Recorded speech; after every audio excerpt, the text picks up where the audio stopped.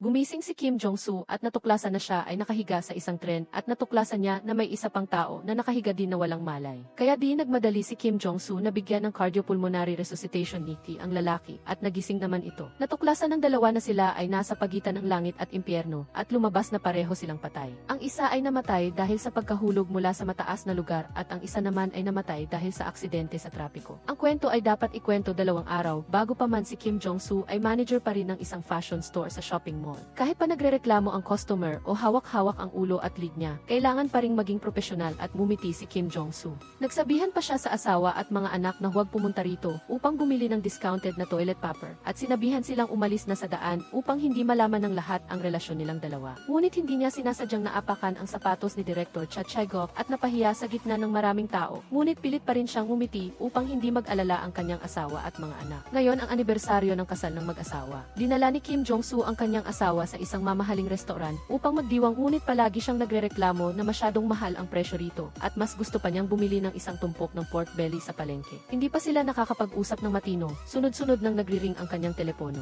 Si Song Jae-hyun ay nakita lang na tumakbo siya palabas habang patuloy na nakikipag-usap at yumuyuko. Agad niyang alam na pinagawa siyang driver ng direktor, ngunit tumanggi si Kim Jong-soo dahil gusto niyang makasabay kumain ang asawa niya ngayon. Ngunit sa huli, hindi siya nakawala at napunta sa lamay upang mag-ayos ng sapatos para sa bawat tao roon. Kahit ang asawa niya ay naroon din upang maghatid ng pagkain sa mga bisita. Sa kabilang banda, isang babae na nakatakip ang mukha ang pumunta sa restaurant upang hanapin si Chef Han Gi-tak. Siya si Song Jae-hyun, isang sikat na aktres ngayon. Sinabi niya kay Han Gi-tak na ang balibalita tungkol sa pakikipag-date niya sa online ay inayos ng kanyang dating asawa upang sirain ang kanyang karera.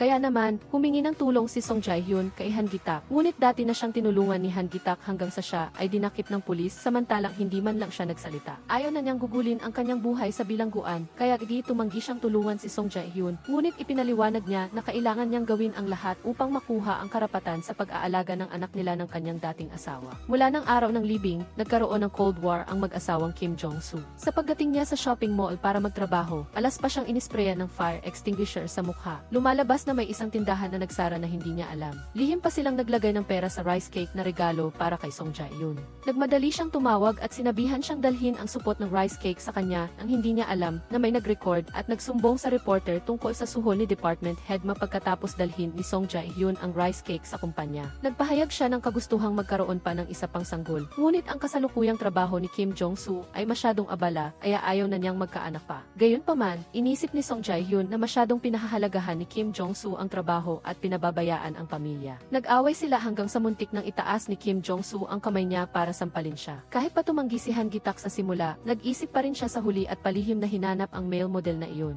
na may kamao na nagbanta upang patigilin siya sa paggawa ng dating skandal kay Song Jae-hyun. Pagkatapos ay dinala niya ang video ng pagtatapat ng lalaki kay Song Jae-hyun at sinabihan siyang huwag na siyang kitain pa. Gayunpaman, pilit na hinawakan ni Song Jae-hyun ang kamay niya upang humingi ng tawad na nagpalambot sa puso niya at niyakap niya ito. Ngunit hindi nila alam na may isang reporter na nakatago sa kotse at kinuhanan sila ng litrato. Kaya di nagmadali si Han Gi-tak na humabol. Narinig pa niya ang balita na natuklasan na rin ang kaso ng kanyang pananakit. Samantala, kailangang tumakbo ni Kim Jong-soo ng 1 kilometro upang magmakaawa kay Director Choi na makipagnegosasyon sa kanya tungkol sa pagpirma ng kontrata sa shopping mall. Nang makita niya siyang napakahirap, sa huli ay lumambot ang puso ni Director Choi at pumayag na makipagkita sa ibang araw upang makipagtulungan. Si Kim Jong-soo, na lasing at nakahiga sa lupa, ay nanood ng mga paputok. Tumawag ang kanyang anak at ipinagbigay alam na galit si Song Jae-hyun at kahit ang kanyang mistress ay sawang-sawa na at hindi na nag-aalala pa. Biglang umakyat si Kim Jong-soo sa isang gusali upang kumuha ng isang bagay, ngunit nawala ng balanse at nahulog. Kahit pilit niyang kumapit, hindi pa rin sapat ang lakas niya at tuluyang nahulog. Kasabay nito, si Han Gi-tak ay nawala ng kontrol sa manibela habang hinahabol ang reporter at ang kanyang sasakyan at katawan ay umikot ng ilang beses at pagkatapos ay may truck pang bumangga ng direkta sa kanya.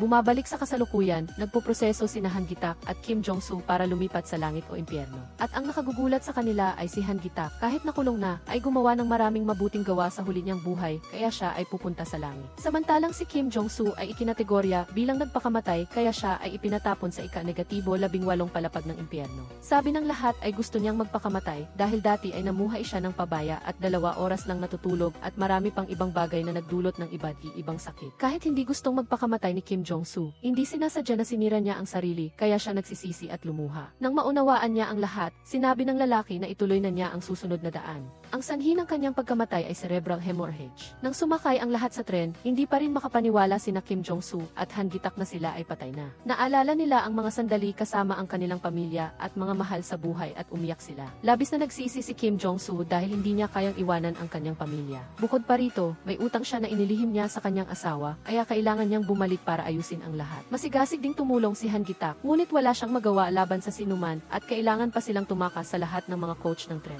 Pagdating sa dulo ng tren, wala na silang nagawa kundi tumalo ng diretso pababa nang hindi nila alam na may isa pang sorpresa na malapit nang mangyari. Dahil sa paggawa nila ng gulo sa coach ng tren, walang nagawa ang babaeng empleyado sa istasyon, kundi bigyan sila ng kondisyon na mabuhay muli upang ayusin ang mga hindi pa tapos na bagay sa mundo. Pinayuhan niya ang dalawa na mag-isip ng mabuti bago magdesisyon dahil kung hindi nila ito matatapos, may isang kakilakilabot na bagay na mangyayari. Ngunit gayunpaman, nagpa siya pa rin silang pumirma sa kontrata. Nagtaka ang empleyado kung bakit kailangan pa ni Han Gi-tak na mag-alala ng ganoon gayong wala naman siyang pamilya. Ngunit sinabi ni Han Gi-tak na marahil si Song Jae-hyun ay nagdurusa ng maraming kasawian, kaya kailangan niyang bumalik upang iligtas siya. Ngunit ang hindi nila inaasahan ay ang pag-reincarnate nila sa isang ganap na bagong katawan. Si Kim Jong-soo ay muling isinilang sa isang gwapong lalaking may six-pack, ebis na nakatira sa isang mayaman na lugar. Samantala, si Han Gi-tak naman ay muling isinilang sa isang maganda at delikadong babae, nakabaliktaran ng kanyang pagiging siga. Nagpaalala ang babaeng empleyado ng tatlong patakaran. Una, hindi nila maaaring ipaalam sa sinuman ang kanilang tunay na pagkatao. Pangalawa, ipinagbabawal ang paghihiganti at ang panghuli, mahigpit na ipinagbabawal na makialam sa mga usapin ng tao. At kailangan nilang dalhin ang kanilang telepono 24 paghahati 7 upang makipag-ugnayan sa Emergency Rescue Center. Kaya, kailangan nilang simulan ang pag-aayos sa kanilang bagong katawan. Ang pinakamahirap ay kay Han Gi-tak dahil kailangan niyang maglakad sa high heels na may taas na 1 cm. Narinig pa ni Han Gi-tak na kumalat sa lahat ng dako ang balibalita tungkol sa pakikipag-date ni Song Jae-hyun, kaya naniniwala ang lahat na nagdiborsyo siya upang sumama sa isang mas batang lalaki. Nagpaalala ang babaeng empleyado na ang isang araw sa transfer station ay katumbas ng 1 buwan sa kasalukuyang mundo, kaya ang buhay dito ay lumipas na ng 1 buwan matapos ang pagkamatay ng 2 tao. Ang susunod na tren ay darating sa loob ng 2 araw, nakatumbas ng 2 buwan sa kasalukuyang mundo. Kung hindi makakabalik ang dalawa sa oras, kakaharapin nila ang hindi inaasahang kahihinatnan. Nang bumalik si Han Gi-tak sa kanyang restaurant, natuklasan niya na ang lugar ay ganap na nabago. Sinakop din ng ibang gang ang kanyang bar. Inakala ng lahat na nagtaksil siya kay Song Jae-hyun at tumakas dala ang pera kaya siya naaksidente at namatay. Ayaw na niyang magsalita ng marami at agad siyang tumalon sa mesa upang makipag-boxing sa kanila, ngunit hindi niya inaasahan na dahil siya ay na-reincarnate sa katawan ng isang babae, ang kanyang kakayahan sa martial arts ay hindi na rin epektibo. Nakita rin ni Han Gi-tak ang kanyang nakababatang kapatid na ngayon ay nagtatrabaho bilang kitchen assistant at inaapi at hindi iginagalang. Sinabi na lang niya na siya si Han Hong-nan, ang kapatid ni Han Gi-tak, at pagkatapos ay nalaman pa niya ang balita na si Choi Song-che, ang kanyang tauhan, ay nagtaksil at naging tauhan ni na Sok-chon, ang kanyang kaaway na hindi niya makasundo. Samantala, si na Sok-chon ay naging direktor ng kumpanyang pinirmahan ni Song Jae-hyun ng kontrata. Nang malaman niya na ang kanyang boss ay ang taong dati nang nagtangkang gahasain siya, natakot si Song Jae-hyun at gustong kanselahin ang kontrata, ngunit hindi siya pinayagan nito at nagbiro pa na tutulungan niya ito bilang isang matandang kaibigan. Sa kabilang banda, narinig ni Kim Jong-soo ang paratang ni department headman na ang dahilan ng kanyang pagpapakamatay ay upang itago ang kanyang pagtanggap ng suhol, samantalang matagal na siyang gustong isauli ito. Ngunit ayaw na niyang alalahanin pa ang tungkol dito dahil gusto niyang pahalagahan ang pagkakataong ito na makita muli ang kanyang pamilya, ngunit hindi niya inaasahan na si Song Jae-hyun pala ang kailangang magtrabaho sa shopping mall. Sa sandaling ito, tumunog ang musika ni Beethoven. Ito ang senyales na may sunog sa center, kaya nagmadali si Kim Jong-soo na hilahin si Song Jae-hyun palabas, ngunit isa lang pala itong pagkakamali. Dahil sa kanyang occupational disease, tinuruan pa niya ang lahat na sa kasong ito, kailangan nilang ilikas ang mga customer, kaya naghinala ang lahat na hindi siya ordinaryong tao. Ang totoo, ang reporter na lihim na kumuha ng litrato kina Song Jae-hyun at Han Gi-tak ay tauhan ni Cha Cheko. Gusto niyang gamitin ang mga larawang ito upang takutin si Song Jae-hyun na ibigay sa kanya ang custody ng bata. At ang reporter na iyon ay si Choi Song-che, ang tauhan ni Han Gi-tak. Nagtaksil siya sa kanyang mga kasamahan dahil sa pera kaya labis siyang hinamak ni Song Jae-hyun. Nakahabol si Han Gi-tak upang pigilan sila at nagpakilalang siya ang kapatid ni Han Gi-tak at tinanong pa niya si Choi Song-che kung natanggal na ba ang hemorrhoid nito. Nagpakilala siyang lumaki sa Amerika mula pagkabata, ngunit nang magsalita si Song Jae-hyun ng ilang Ingles, napipi siya at walang alam kaya naisip nilang nagpapanggap lang siya at pinalabas siya.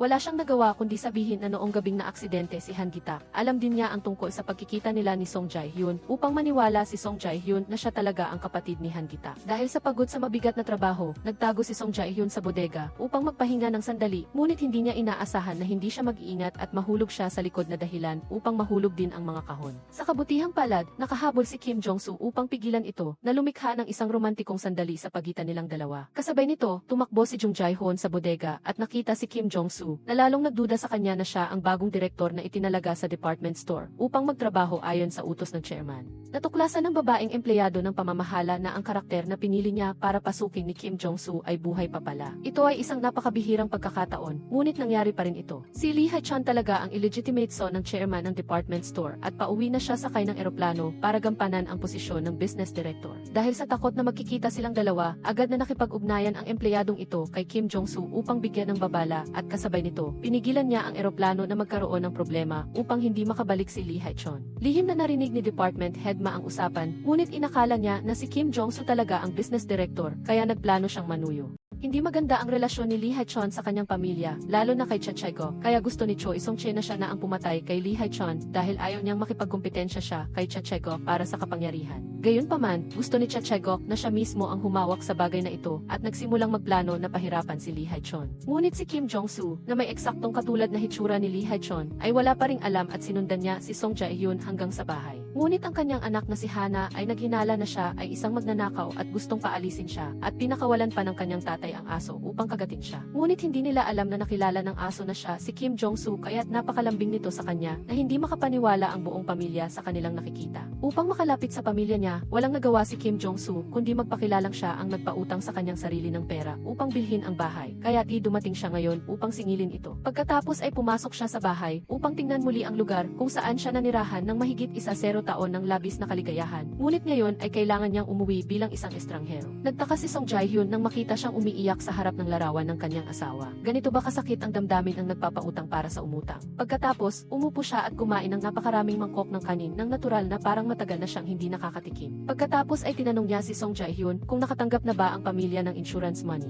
Ikinalungkot niya ito dahil hindi nagbayad ang insurance company dahil inaakala nilang nagpakamatay si Kim Jong-soo at hindi pa rin alam ng kanyang anak na nagpakamatay ang kanyang ama. Ayaw niyang magkaroon ng maling tingin ang kanyang anak sa kanyang ama kaya itinago niya ito. Ngunit narinig ng bata ang chismis ng kanyang mga kaibigan sa paaralan kaya nagkaroon siya ng pagdududa sa kanyang puso. Pumunta si Han Gi-tak upang hanapin si Song Jae-hyun at inihayag na siya ay inuudyukan na mawala ang lahat at mawala ng custody ng kanyang anak. Kaya gusto niyang tulungan si Song Jae-hyun upang matupad ang huling hiling ng kanyang yumaong kapatid. Gayunpaman, nalulunod pa rin si Song Jae-hyun sa sakit ng pagkawala at hindi pa rin niya malampasan ang shock na ito at wala na siyang mapagkakatiwalaan pa. Sinabi ni Tu Si Tae, isang dating tauhan, na ang boss na iginagalang ni Nagitak at na Sukchon ay kumatos sa ospital kaya kailangan nilang bumisita. Ang boss ay may dalawang pinagkakatiwalaang tauhan dati, si Nagitak at Sukchon. Ngunit mas pinapaboran niya si Gitak kaya nagkaroon ng inggit si Sukchon. Kaya nang ang boss ay kumatos sa ospital at namatay si Gitak, nagplano si Sukchon na angkinin ang lahat. Dahil sa mga pangyayaring ito, labis na nalungkot si Gitak kaya nagpunta siya sa isang bar upang uminom ng mag-isa. Doon, nakilala niya si Kim Yaong-soo na mayroon ding mga problema sa pamilya.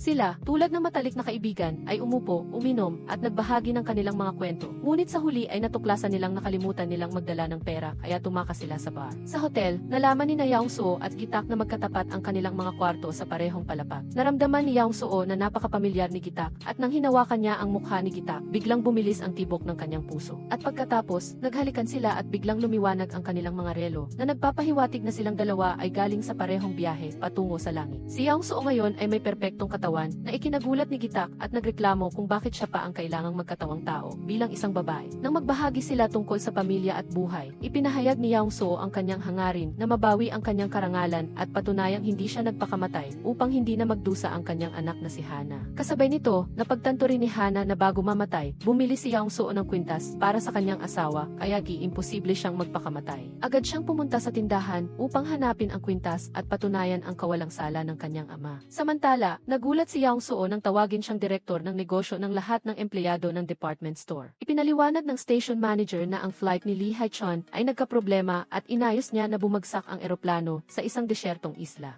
Dahil dito, nagpatuloy si Yaong-soo sa pamumuhay bilang si Hae-chon at iginalang ng lahat na kakaiba sa kanyang nakaraan kung saan siya ay hinahama. Sa department store, nagaganap ang isang fan signing event ni Joo-hook. Siya ang taong sinasabing ipinadala ni Choi Jim-kyu upang magdulot ng iskandalo kay Jae-hyun. Kaya personal na pumunta si Jae-hyun upang tanungin siya kung bakit niya ito ginawa sa kanya. Agad na nagtensyon ang atmosfera at nagsimulang maganap ang kaguluhan. Dali-daling tumakbo ang mga empleyado ng supermarket at sinubukang paalisin din si Jaehyun sa lugar. Gayunpaman, tumutol si Jaehyun, sinabing siya ay isang customer at walang dahilan upang umalis. Sa gitna ng kaguluhan, dumating si Young-soo at lumapit kay Jaehyun, ipinagtanggol siya at tinuruan ng leksyon ang mga empleyado ng supermarket. Yumukod si Young-soo at humingi ng paumanhin kay Jaehyun sa abala na kanyang dinanas. Samantala, nakita ni Gitak ang pagkakataon kaya sinadya niyang banggain si Jo-hook at pinalitan ang telepono nito. Gustong makahanap ni Gitak ng mga pahiwatig tungkol sa taong nagpahirap sa kanya at umaasa siyang makakahanap ng mahalagang impormasyon sa telepono ni Jo-hook. Sa kabutihang palad, naitala ni Gitak ang isang numero ng telepono sa contacts ni Jo-hook. Nang malaman na ang kanyang dating asawa ay pumunta sa kanyang department store, nagmadaling dumating si Chae-guk upang paalisin siya, ngunit hinarang siya ni Hana. Itinaas niya ang kwintas sa kanyang kamay, sinusubukang patunayan na hindi nagpakamatay ang kanyang ama. Sinabi ni Hana sa lahat na binili ng kanyang ama ang kwintas para sa kanyang ina para sa anibersaryo ng kanilang kasal. Kaya paanong madali siyang magpapakamatay? Ang mga tao sa paligid ay nagsimulang magbulungan at lalong naging magulo ang maraming tao. Dahil sa inis at pagkabahala sa pagdating ni Hana at sa gitna ng pagkawala ng pagpipigil sa sarili, itinulak niya si Hana hanggang sa bumagsak ito sa lupa sa harap ni Kim Yaung-soo. Sa sandaling iyon, lubos na naguluhan si Yaung-soo. Hindi alam kung paano magpapaliwanag sa kanyang anak kaya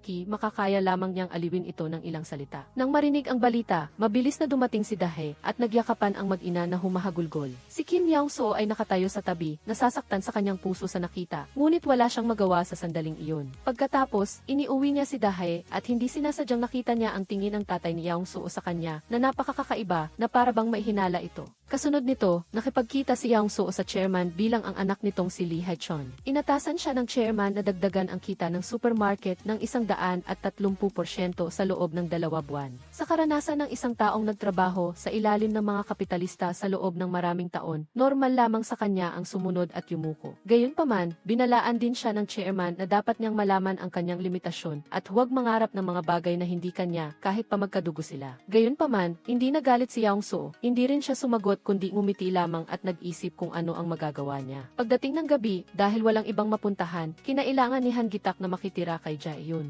Pagpasok niya, nakita niya agad ang kanyang kaaway na sina Sukchon na hinahamak si Jaehyun. Kung dati, tiyak na hindi mapipigilan ni Gitak ang kanyang galit, ngunit ngayon, iba na siya. Makakaya lamang niyang magtiis dahil alam niyang hindi niya matatalo si Sukchon. Kahit na sa labas ay pinipilit ni Jaehyun na maging malamig, tanging pag-alis lamang ni Sukchon siya nakahinga ng maluwag. Tinanong ni Jaehyun si Gitak kung ano ang pangalan ng kanyang kapatid na babae at naisip niya ang pangalang Hongnan. Gayunpaman, hindi nagustuhan ni Jaehyun ang pangalang ito dahil nagpapaalala ito sa kanya kay Gitak. Gusto na niya ngayong mamuhay ng payapa, kaya ayaw na niyang maalala pa si Gitak. Kaya si Gitak ay umalis na lamang na malungkot, nagpagalagala mag-isa, at sa huli ay bumalik sa kanyang dating bahay. Pagkaupo pa lang niya, narinig niya ang ingay sa labas na sina Sukchon na pumapasok ng palihim. Dahil lubusan na niyang natalo si Gitak isa tandang bawasero. Mabilis na nagtago si Gitak at inisip na tila hindi lamang ang kanyang restaurant, kundi maging ang kanyang bahay ay inagaw na rin ni Sukchon. Ilang sandali pa, napansin ni Sukchon na hindi niya binuksan ang ilaw, kaya bakit mailiwanag sa loob ng bahay. Sa sandaling iyon, biglang nawala ang kuryente. Mabilis na nagpanggap si Gitak bilang multo na nagpasindak kay na Sukchon at nagpatumba sa kanya at nawalan ng malay. Pagkatapos ay mabilis na tumakbo palabas si Gitak kung saan nakasalubong niya si Song-che, isang dating tauhan na kasama niyang nagtatrabaho sa restaurant. Si Song-che ay hindi mapakali tungkol kay Gitak kaya palihim niya itong sinundan at siya ang nagputol ng kuryente. Labis na naantig si Gitak nang malaman niyang laging nagmamalasakit sa kanya ang kabilang panig. Tunay ngang matagal na niyang tauhan. Si Gitak, gaya ng kanyang nakasanayan, ay kinurot ang pisngi ni Song-che nang hindi iniinda ang pagkakaiba ng kasarian na nagdulot ng hiya kay Song-che. Pagkatapos, dinala ni Song-che si Gitak sa harap ng sarili nitong libingan. Si Gitak, nang makita ang sarili niyang libingan, ay naramdaman na hindi totoo ang lahat. Lumabas na hindi nagtaksil si Song-che at hindi rin niya kailanman nalimutan ang kabutihan ni Gitak.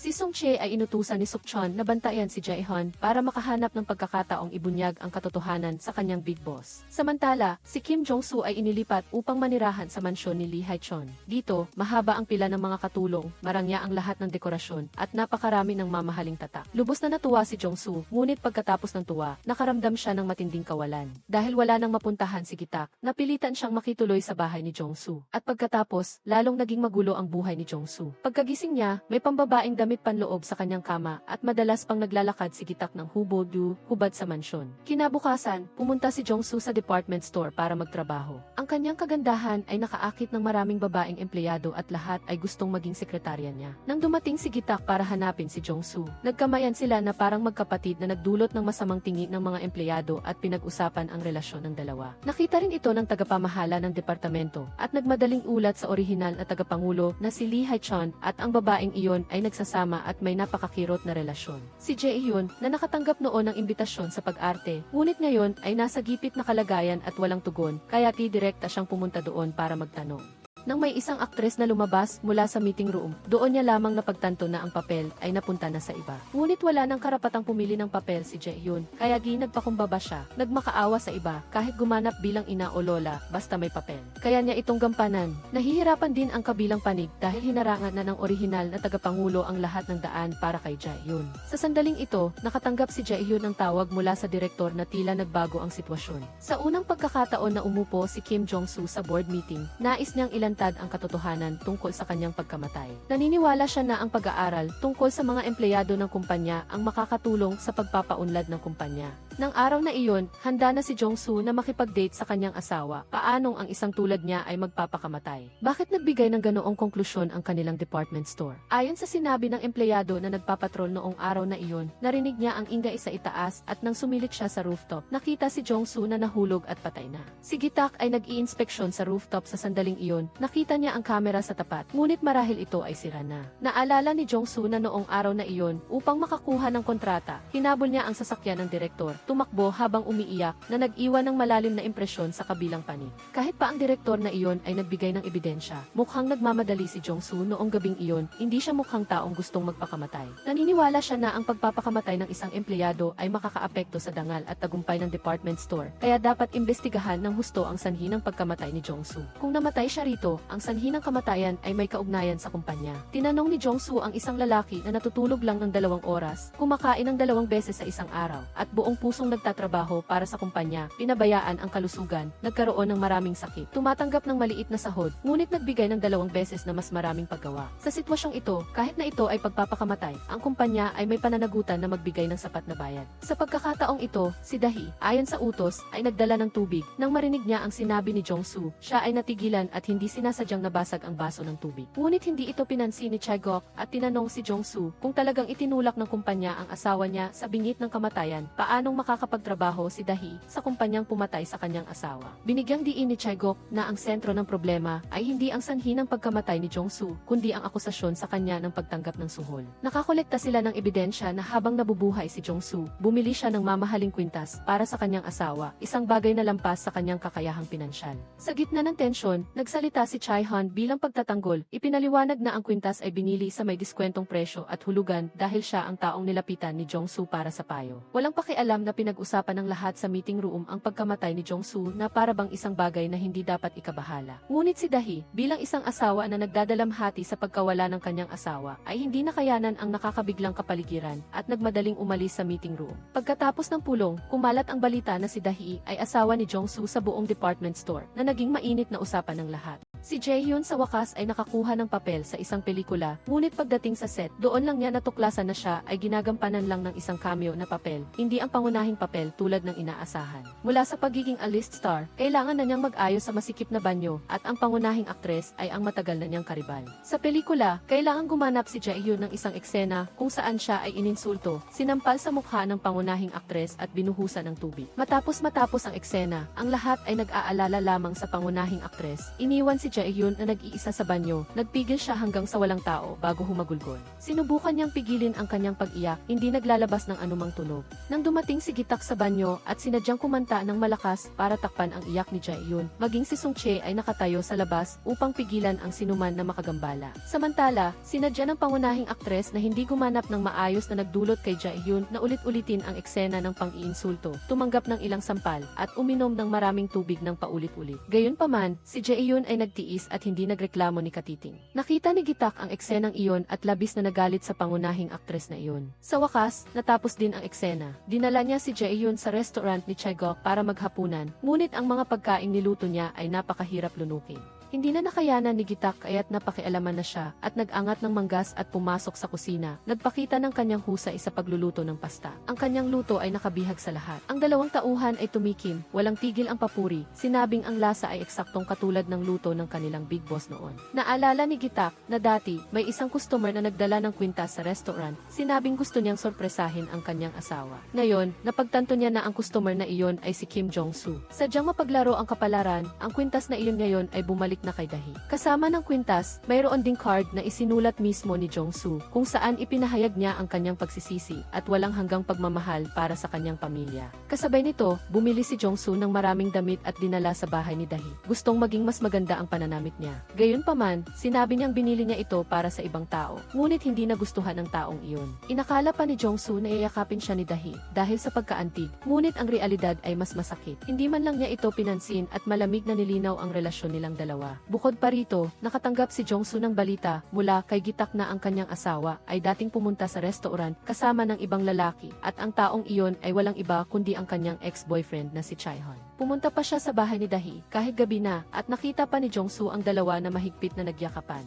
Labis siyang nagulat at nagduda na si Dahi ay nagtaksil na noong nabubuhay pa siya. Ngayon lang niya nalaman na siya pala ay niloloko kahit hindi pa nagtatagal ang kanyang pagkamatay. Pagkatapos, nag-isip pa siyang tumalon sa tulay upang magpakamatay muli. Mabuti na lamang at dumating si Gitak sa oras upang iligtas siya. Naalala ni Jong-soo ang nakaraan noong si Dahi ay isa pang magandang babae na nagpapapicture para sa ad kasama si Chaehoon. Sila ay isang magandang magpartner na hinangaan ng marami. Isang araw, malungkot si Dahi kaya inanyayahan siya ni Jong-soo na lumabas at pumayag siya. Ngunit ngayon lang niya napagtanto na baka siya ang pangatlong tao sa relasyon nila noong nagkakilala sila. Simula nang matuklasan niya ang relasyon ni Dahi at Chaehoon, tuloy-tuloy na nagpahirap si Jong-soo sa dalawa. Sa pulong, nang tumayo si Chaehoon para magsalita, nagalit siya at hinampas ang lamesa at itinuro ang mukha nito. Nang magdaos ang department store ng fashion show, ipinasa ng presidente kay Jong-soo ang pangangasiwa. Pagkatapos ng pulong, nagulat si Chaehoon kay Jong-soo tungkol sa trabaho, ngunit ngayon ay galit na lamang ang nararamdaman niya at laging tinitingnan siya ng may pagkamuhi. Pagkatapos ay isinauli ni Chaehoon ang mga damit na binili ni Jong-soo para kay Dahi at nagtanong kung bakit pumunta si Jong-soo kay Dahi at ibinigay ang mga branded na damit na iyon. Para inisin si Chaehoon, sinadya ni Jong-soo na sabihin na baka nagpakamatay siya dahil hindi sinasadyang natuklasan niya na nagtataksil ang kanyang asawa kay Chaehoon. Direktang sinabi ni Chaehoon na wala siyang ganoong relasyon kay Dahi at hindi niya inisip na kailangan niyang ipaliwanag ng detalyado kay Jong-soo. Matapos makakuha ng bagong papel na inirekomenda ng dating direktor, nagmamadaling ipinagyabang ni Jae-hyun kay Na-suk-chon. Sinabi niya na makukuha niya ang pangunahing papel sa sarili niyang pagsisikap at pagkatapos ng shooting, kikita siya ng malaking pera, sapat upang kanselahin ang kontrata at wala na siyang kinalaman sa lalaking iyon. Ngayon, kailangan ni Jae-hyun ng manager at si Gitak na pinagkakatiwalaan niya ay natural na kinuha ang posisyong ito. Pagkatapos, inalis ni Jae-hyun ang mga alahas at mga bagay na pag-aari ng kanyang dating asawa at nagsimulang maghanda para sa pelikula. Nag-ehersisyo siya upang magpapayat, inaalagaan ang kagandahan at kinailangan ding sumama si Gitak. Araw-araw, kailangan nilang magtiis sa gutom at kumain lamang ng pipino na nagpaduling kay Gitak. Kay Jong-soo lang siya nakakakain ng buso. Si Jong-soo ay patuloy na nag-iinspeksyon ng mga kamera dahil gusto niyang patunayan na hindi siya nagpakamatay. Ang kamera sa rooftop ay gumagana pa noong una, ngunit pagkatapos ng insidente, nasira ito at hindi na makuhanan ng datos. Nagdududa si Jong-soo na may nagpakialam.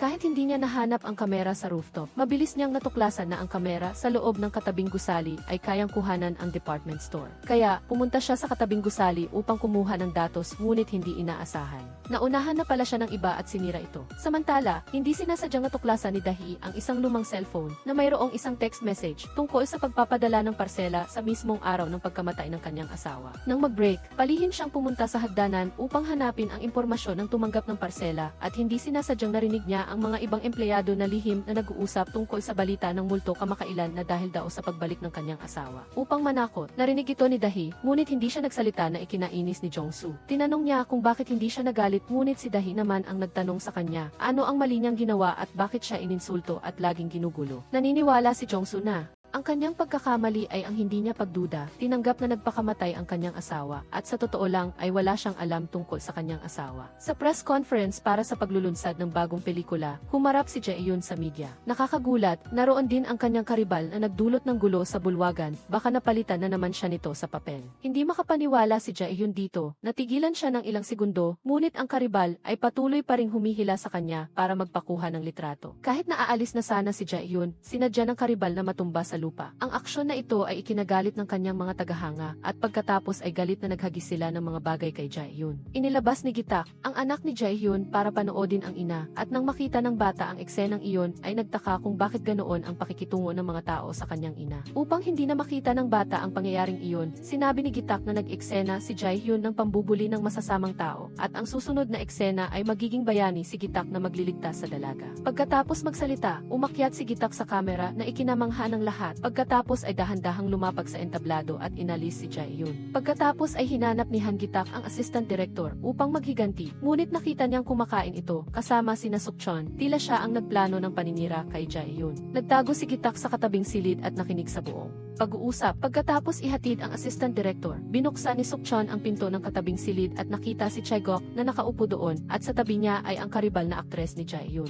Lumabas na hindi pa pala sinasang-ayunan ni Chae-gok ang gagawing aksyon ni Sukchon. Hindi nasiyahan si Chae-gok at inutusan ang kanyang mga tauhan na isubo ang tela sa bibig ni Sukchon at pagkatapos ay binugbog siya. Ipinahayag ni Chae-gok na si Jae-hyun ay kanyang laruan, walang sinuman ang pinapayagang manghimasok. Siyempre, hindi naglakas loob na magalit si Sukchon, tila nagmamalasakit si Chae-gok kay Jae-hyun at sinabi pa na may halaga siya para gamitin. Nasaksihan ni Gitak ang lahat ng ito, hindi niya inasahan na ang babaeng mahal niya ay nahulog sa bitag na ito. Pagkatapos ng investigasyon, natagpuan ni Dahi ang tumanggap ng parsela na isang matandang babae na nakatira sa nursing home. Ang matandang babae na iyon ay ang ina ng pinuno ng departamento, ang superior ni Jong-soo. Ang pinuno ng departamento ang nagbigay ng cake at siya rin ang tunay na tumanggap ng suhol. Dati, pagkatapos isauli ni Dahi ang cake at nahulog si Jong-soo at namatay, nawala rin ang bag ng cake, kaya si Jong-soo ang nasisi sa pagtanggap ng suhol. Ngayon, alam na ni Dahi na hindi si Jong-soo ang tumanggap ng suhol. At lalong hindi siya nagpakamatay kaya hinanap niya ang pinuno ng departamento dahil naniniwala siyang alam niya ang isang bagay at makakatulong upang linisin ang pangalan ni Jong-soo. Gayunpaman, patuloy siyang nagtatanggi at umalis. Kaya ikinuwento ni Dahi ito kay Chae-hyun at sabay silang nanood ng kamera ng kumpanya ng paghahatid. Natuklasan na nagpadala talaga si Jong-soo ng sulat sa ina ng pinuno ng departamento. Kinabukasan, nahuli ni Dahi ang mga magnanakaw sa department store. Ngunit hindi niya inasahan na babaliktarin siya ng mga magnanakaw. Inakusahan si Dahi ng paninirang puri at pinilit siyang lumuhod upang humingi ng tawad. Hindi siya makapagpaliwanag kaya napilitan siyang magtiis at lumuhod. Sa sandaling ito, lumabas si Jong-soo at tinayo si Dahi. Ang aksyon na ito ay nagtanong sa mga customer kung asawa siya ni Dahi at bakit siya nang himasok. Sasagot na sana si Jong-soo, ngunit naalaala ni Gitak ang paalala ng manager ng kabilang mundo na huwag ibunyag ang kanyang pagkatao. Kaya sumugod siya at hinalikan si Jong-soo ng baliw-baliw upang hindi siya magsalita. Nagulat ang mga tao at naglabas ng cellphone para kumuha ng litrato. Pagkatapos ay hinila ni Gitak si Jong-soo palayo at iniwan si Chae-hyun upang asikasuhin ang sitwasyon. Si Jong-soo ay galit at nalulungkot dahil hindi niya nailigtas si Dahi at binigyan pa si Chae-hyun ng pagkakataon at nag-akala pa si Dahi na may relasyon sila ni Gitak. Sa tanghalian, nakita ni Jong-soo ang kanyang ama na nakatayo sa department store na may malalim na pag-iisip. May dalang kahon ng pagkain para sa kanyang manugang. Nasaksihan niya ang pambubuli sa kanyang manugang. Hindi niya alam ang gagawin kaya umiwas na lamang siya. Umupo si Jong-soo at nakipag-usap sa kanyang ama at binuksan pa ng matanda ang kahon ng pagkain. Inanyayahan si Jong-soo na kumain kasama niya. Ang pagtikim sa pamilyar na lasa ay nagpaiyak sa kanya. Ang paghahalikan ni Gitak at Jong-soo sa gitna ng araw ay kumalat sa buong department store. Tinawag ng chairman ang dalawa at tinanong kung ano ang relasyon nila. Mabilis na ipinaliwanag ni Jong-soo na mga kaibigan sila na nagkakilala sa Amerika. Mabilis din niyang sinabi na naghalikan sila upang ipromote ang fashion show at magpapakasal silang dalawa. Naniwala rin ang chairman sa kwentong ito at pati ay sinabi pang ituloy lang nila. Sa pagkakataong ito, tinawag ni Jong-soo si Dahi upang tumulong sa pagsukat ng katawan at nagkaroon sila ng kaunting pagiging malapit. Nang makita ito ni Chae-hyun, pinagbawalan niya si Jong-soo na gawin iyon dahil labas na iyon sa trabaho ni Dahi. Ngunit hindi niya pa rin ito pinansin. Habang sumusukat ng damit, sumabit ang zipper ng pantalon ni Gitak kaya tinulungan siya ni Jong-soo. Ngunit nagkaroon ng hindi pagkakaunawaan nang magpumiglas ang dalawa sa maliit na silid at naglabas pa ng mga sensitibong tunog. Nagtipon ang mga empleyado sa labas upang manood ng romantikong pelikula at binuksan ni Dahi ang fitting room. Nakita ang eksena at tumakbo palayo. Si Jong-soo ay nagulantang at nagmamadaling humabol upang magpaliwanag, ngunit ang elevator ay huminto. Kaya tinakpan niya ang kamera at sinabi kay Dahi na samantalahin ang pagkakataong ito para hubarin ang kanyang high heels at magpahinga sandali. Habang tinitingnan ni Dahi, lalo siyang nagtataka sa taong ito. Minsan masama ang ugali, minsan naman ay napakabait sa kanya. Naalala niya noong buhay pa si Jong-soo, ang unang pagkikita nilang dalawa ay sa elevator na ito. Noon, natrap silang dalawa sa elevator at sabay nilang hinubad ang high heels at umupo sa sahig para magpahinga. Matagal nang lihim na umiiyak umiibig si Jong-soo sa kanya. Maingat siyang nagpakilala, kinakabahan at hindi alam kung ano ang sasabihin. Ngunit ang kanilang pag-ibig ay humantong sa pagpapakasal. Habang nag-uusap silang dalawa, binanggit ni Dahi ang tungkol sa pinuno ng departamento at ang parsela ni Jong-soo. Tila hindi alam ng pinuno ng departamento ang tungkol sa parsela. Sa sandaling ito, napagtanto ni Jong-soo na ang ipinadala niya ay posible. Pagsapit ng gabi, nagbantay si Jong-soo sa locker sa golf course. Naghihintay kung sino ang kukuha ng perang ibabalik sa pinuno ng departamento. Naghintay si Jong-soo hanggang hating gabi at sa wakas ay may lumabas na tao na walang iba kundi si Jae-hyun. Binuksan niya ang locker number 44, kinuha ang pera sa loob at kaagad siyang nahuli ni Jong-soo. Sa puntong ito, inamin ni Jae-hyun kay Kim Jong-soo na lahat ng nangyari mula sa pagsira sa kamera hanggang sa pagnanakaw ng tape ay siya ang may gawa. Hindi ito inaasahan ni Jong-soo. Nagalit siya at sinuntok si Jae-hyun at tinanong kung paano niya nagawa iyon habang laging nasa tabi ni Shin Dahi. Ngunit naniniwala si Jae-hyun na si Jong-soo ang masama dahil iniwan niya si Dahi ng ganoon, magpakamatay man siya o hindi. Dahil kailangan ni Jae-hyun na magtrabaho, ayon sa tuntunin ay ibinigay niya ang kanyang anak kay Chae-gok sa loob ng isang panahon. Nalaman niya na hindi na makakapag-aral ang bata sa nursery school, kaya tinanong niya kung dahil ba sa kanya kaya napatalsik ang bata. Binalaan niya si Jae-hyun na sumunod ng maayos dahil hindi niya pa rin ito patatawarin. Si Jae-hyun na may dinadalang kalungkutan ay nagpagalagala at biglang napadpad sa dating tirahan ni Gitak. Naiisip niya ang imahe ni Gitak na nandito pa at masigasig na nag-ensayo, kaya napangiti siya. Pagkatapos ay nakakita pa siya ng isang tape na naalala niya ang nakaraan kung saan nagkaroon sila ng napakagandang panahon noong sila ay mga estudyante pa. Sa hindi inaasahan, dumating si Nasokchon kaya dali-dali niyang pinatay ang ilaw, dahilan upang maghinala ito tungkol sa babaeng multo na naroon pa rin. Kaya, sinamantala niya ang pagkakataong takutin ito ng isa pang beses, dahilan upang si Nasokchon ay matakot at mawalan ng malay. Sa kabilang banda, nagpa siya sina Jong-soo at Gitak na pabagsakin si Chae-gok at naglakas loob pang lumabag sa kapangyarihan ng tagapamahala ng underworld. Nakita ni Dahi si Jae-hyun na nasugatan sa gilid ng labi at agad siyang nag-alala at nagtanong. Ang eksenang ito ay nasaksihan ni Jong-soo, ngunit nagtimpi siya dahil kailangan niyang mag-focus sa kaganapan. Kapistahan na paparating. Nang umakyat si Jong-soo sa entablado, ang kanyang karisma ay humanga sa lahat ng mga babae, ngunit tanging ang mga mata ni Dahi lamang ang pinansin niya, hanggang sa punto na siya ay tumayo malapit sa isang tao sa entablado. Biglang tumama ang isang otomatikong kamera sa ilaw ng entablado at sumabog ito, na lumikha ng malakas na ingay. Nang marinig muli ni Jong-soo ang tunog na ito, naisip niya ang eksena bago siya bumagsak sa lupa. Nakakita siya ng ganoong otomatikong kamera. Maaaring ang kamera na iyon ay hindi sinasadyang naitala ang eksena bago siya bumagsak, kaya dali-dali siyang pumunta upang hanapin ito, ngunit hindi niya alam na ang bagay na ito ay ginawa ng tagapamahala ng underworld.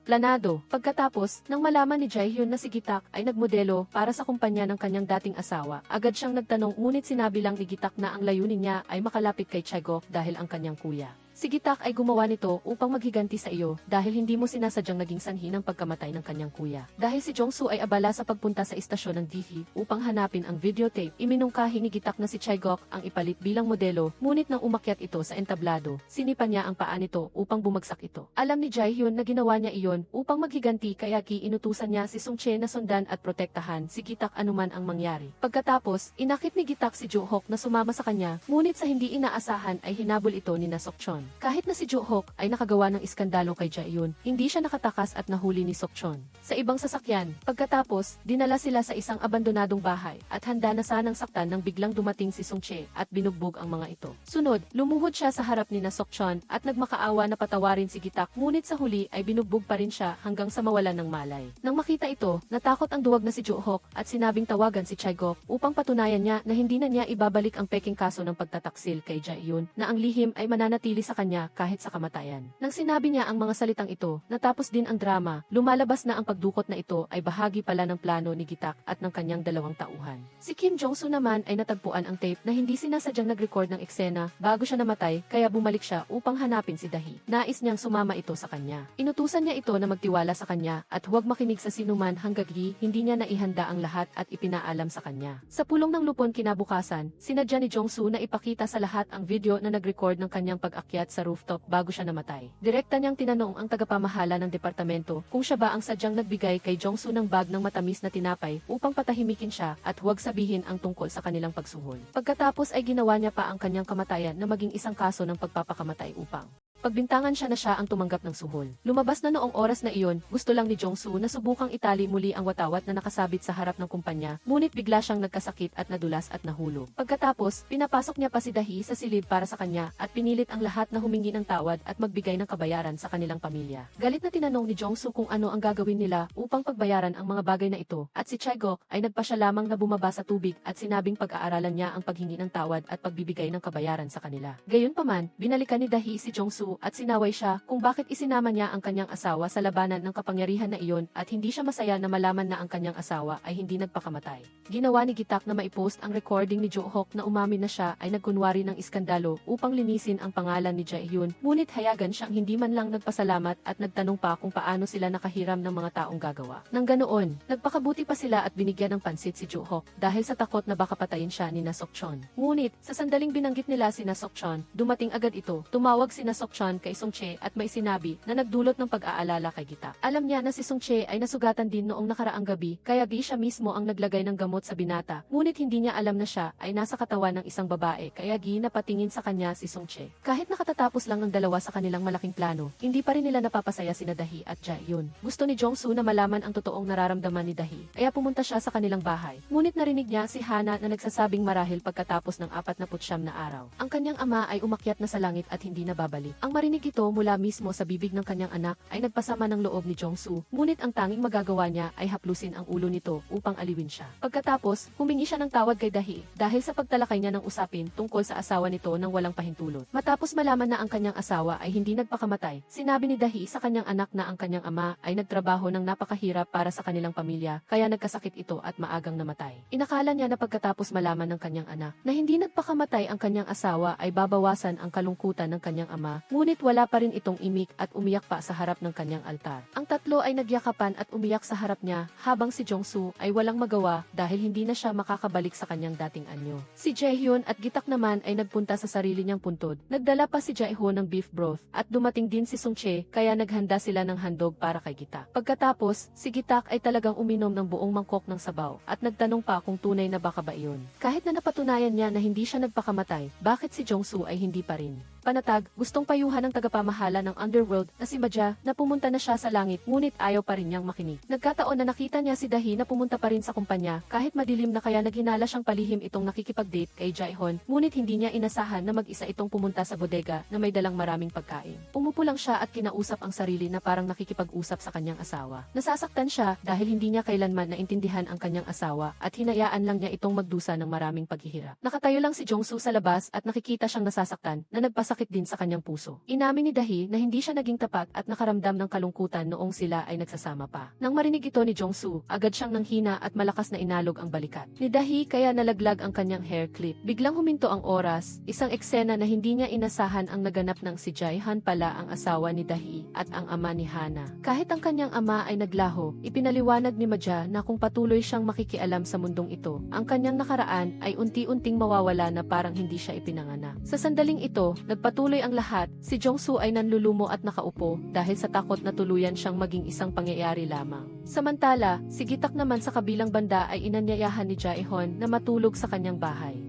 na nagdulot ng tensyon sa kanya. Mabilis din ang tibok ng kanyang puso, kaya nag-ehersisyo na lang si Gitak upang kumalma. Biglang nagpakita si Jong-soo doon at ikinuwento kay Gitak ang nakita niya. Galit siya dahil hindi masaya si Dahi na kasama siya. Hindi sinasadyang narinig din ni Jae-hyun ang pag-uusap, kaya naging love expert siya para payuhan si Jong-soo na palayain na ang babae dahil hindi niya alam kung pag-ibig ba iyon o pagkahumaling. Gayunpaman, hindi sumang-ayon sina Jong-soo at Gitak at iginiit nilang mahal nila ang babae, kaya tinawag silang tanga ni Jae-hyun. Determinado si Jong-soo na malaman kung mahal ba talaga siya ni Dahi, kaya nilayon niyang akitin ang kanyang asawa na nagdulot ng kawalang magawa ni Maja sa dalawang taong ito. Pagkamatay ni Jong-soo, kinailangan ni Dahi na maging haligi ng pamilya. Hindi niya kayang bayaran ang lahat ng utang, kaya napilitan siyang ibenta ang bahay na sinusuportahan naman ng kanyang biyenan. Nang sasabihin na sana niya ito kay Hana, natural lang na pumasok si Jong-soo sa bahay at sumabay sa almusal. Nakalimutan niyang alam niya ang password ng kanilang bahay. Nagbigay na lang ng palusot si Jong-soo na sinabi raw sa kanya ni Jong-soo noong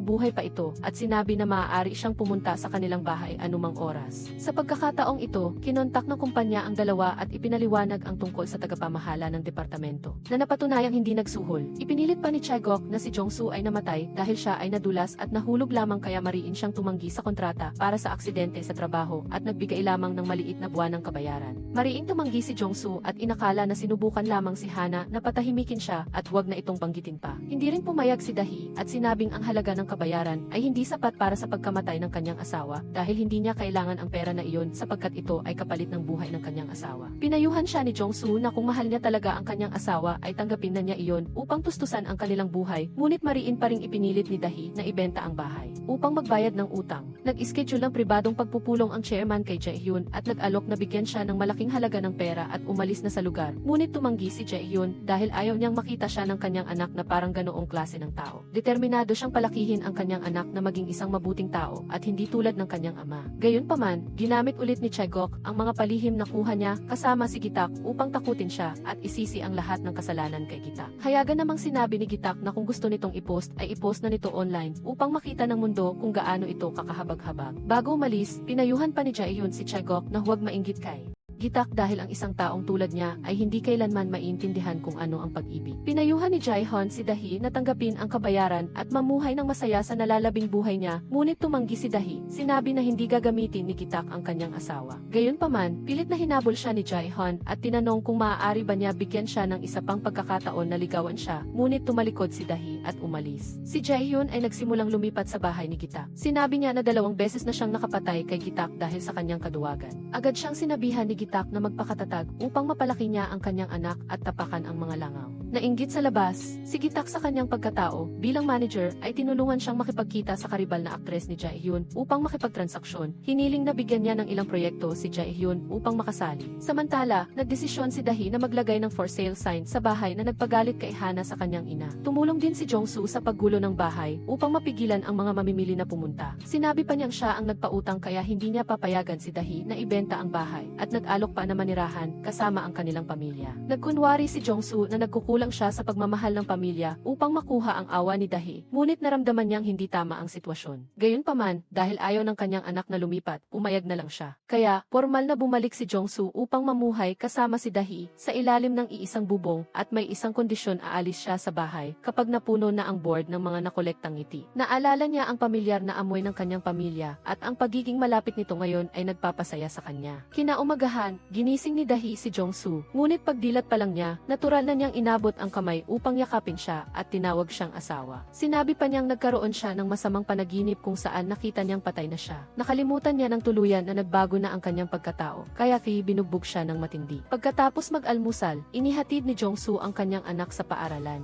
Naglalaro at nagtatawanan silang mag-ama. Pagdating sa trabaho, sinabi agad ni Jong-soo sa lahat ng empleyado na ang kalusugan ang pinakamahalaga. Kung mamatay sila, wala na silang anuman. Kaya, kapag pagod ay magpahinga, kapag gutom ay kumain, magtrabaho lang ng sapat, hindi kailangang magpakahirap ng sobra. Pagdating ng tanghalian, inaya niya pa si Dahi na kumain at patuloy siyang sinubuan ng samgyupsal. Nagkunwari siyang nais niyang malaman pa ang tungkol sa kanyang mga hilig dahil magkasama na silang nakatira sa iisang bahay. Ngunit sa totoo lang ay gusto lang niya ng mas maraming oras na magkasama sila ni Dahi ng sarilinan. Dahil sa hirap ng buhay, napilitan si Jae-hyun na tanggapin ang papel ng sumusuportang babae habang ang pangunahing papel ay napunta kay Jae-hyun, ngunit hindi niya inasahan na ang lugar ng paggawa ng pelikula ay nasa shopping mall ng kanyang dating asawa. Pagkatapos magpalit, kahit na ang damit ay pangkaraniwan lamang na uniforme ng serbidora, kumikinang pa rin si Jae-hyun. Nang matanggap ni Chegok ang balita, dali-dali siyang pumunta sa set at sinaway si Jae-hyun na wala siyang kahihiyan at panay ang takbo sa labas, ngunit hindi siya pinansin nito. Kahit na si Jae-hyun ay gumaganap bilang isang serbidora na binubuli ng lead female, kahit isang simpleng galaw lamang ng pagdadala ng tasa ng kape ay ginawa niyang kaakit-akit. Lahat ng staff sa set ay nakatingin at kahit ang cameraman ay hindi napigilang i-zoom in ang camera para sa close-up shot niya. Laging nasa tabi ni Gitak si Jae-hyun upang alagaan siya ng maingat. Nang makita ito ni Chegok, tinawag niya si Suk-chon at inutusan itong imbestigahan ang inabandona at nakababatang kapatid ni Gitak na nagngangalang Hongnan. Dahil nakakuha siya ng kaunting atensyon mula kay Gitak, tumakbo si Jong-soo upang magyabang kay Jae-hyun at ibinunyag na nakatira sila sa iisang bahay na nagpagalit kay Jae-hyun. Nang marinig ito, tinawag ni Dahi si Jong-soo sa silid sa ilalim ng hagdanan upang bigyan siya ng leksyon. Binalaan niya ito na maging maingat, huwag gamitin ang pagiging boss upang gumawa ng labis na bagay sa kanya at kung gusto niya siyang tanggalin sa trabaho, gawin na nito.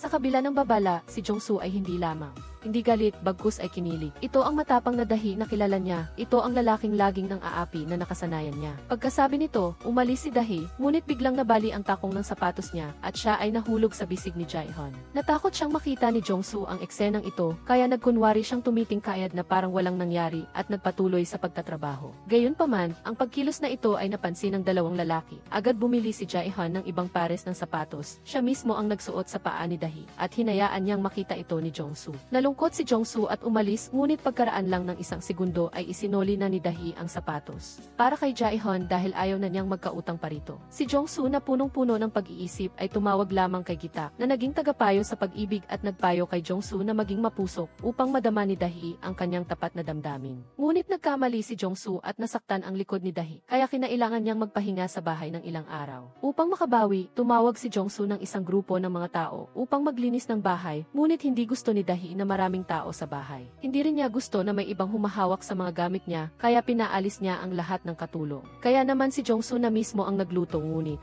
hindi rin siya makapagluto ng anuman, kaya patuloy siyang humingi ng tulong kay Gitak. Hindi sinasadyang narinig ni na Jae-hyun at Song-chae ang pag-uusap na ito, at dahil takot siyang makasali si Gitak sa mga tao ng Sunchin Group, nagpumilit siyang sumama. Kaya dinala ni Gitak si Jae-hyun, ang kanyang anak, at si Song-chae patungo sa bahay ni Dahi, at nagluto ng napakagandang hapagkainan na nagpahanga sa lahat. Iniisip na siya ay isang profesional na chef. Naglaro ng computer ang dalawang bata, at hindi sinasadyang natuklasan nila ang isang napakakakaibang folder, at tumakbo si Ben upang itanong sa mga matatanda kung ano ito. Hindi alam ni Dahi kung ano ito, ngunit naintindihan agad ni Jae-hyun nang marinig niya. Nagmadali sina Jong-soo at Gitak na tumakbo at pinalabas ang dalawang bata, at balak sana nilang burahin ang folder, ngunit nagpahayag si Gitak ng labis na kagalakan at nagpumilit siyang tapusing panoorin bago burahin. Nag-away ang dalawa na lumikha ng ingay at nagdulot ng hindi pagkakaunawaan, kaya kinailangan ni na Jae-hyun at Song-chae na pigilan si Dahi sa pagpasok. Sa huli, pinindot pa rin nila ang delete para sa folder at pagkatapos ay nagyakapan pa, kaya nakita ni Dahi ang mga ito at mali ang pagkaunawa sa relasyon ng dalawa, maging si Song-chae ay umalis ng walang dahilan. Pagkatapos kumain ng hapunan, nagpaalam na rin ang lahat na gustuhan ni Jae-hyun si Dahi, kaya gusto niyang magkasama silang